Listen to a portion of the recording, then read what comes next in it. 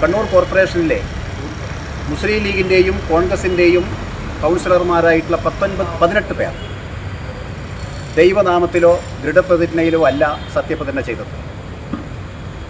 ബഹുമാനപ്പെട്ട കേരള ഹൈക്കോടതി പറഞ്ഞിരിക്കുന്നു, തിരുവനന്തപുരം കോർപ്പറേഷനിലെ കൗൺസിലർമാരുടെ സത്യപ്രതിജ്ഞയുമായി ബന്ധപ്പെട്ട ഉത്തരവിൽ കൃത്യമായി പറഞ്ഞിരിക്കുന്നു, ദൈവനാമത്തിലോ ദൃഢപ്രതിജ്ഞയിലോ ആയിരിക്കണം സത്യപ്രതിജ്ഞ ചെയ്യേണ്ടത് എന്ന്.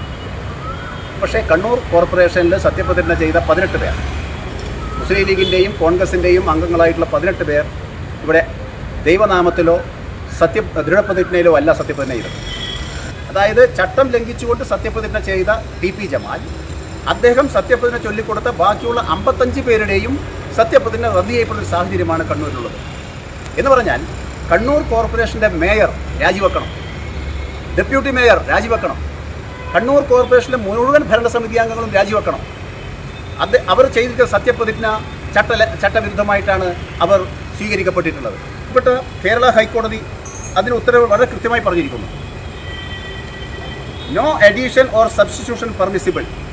അതായത് സത്യപ്രതിജ്ഞയിൽ ഗോഡ് ദൈവം എന്നതിനോ ദൃഢപ്രതിജ്ഞ എന്നതിനോ പകരമായി മറ്റൊരു പദം ഉപയോഗിക്കാൻ അനുവാദമില്ല.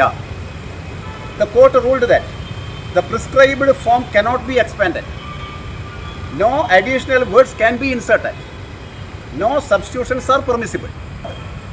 ഗോഡ് എന്നതിന് പകരമായി മറ്റൊരു പദം ഉപയോഗിക്കാൻ പാടില്ല എന്ന ബഹുമാനപ്പെട്ട കേരള ഹൈക്കോടതിയുടെ ഉത്തരവ് കണ്ണൂർ കോർപ്പറേഷൻ ബാധകമാക്കണം.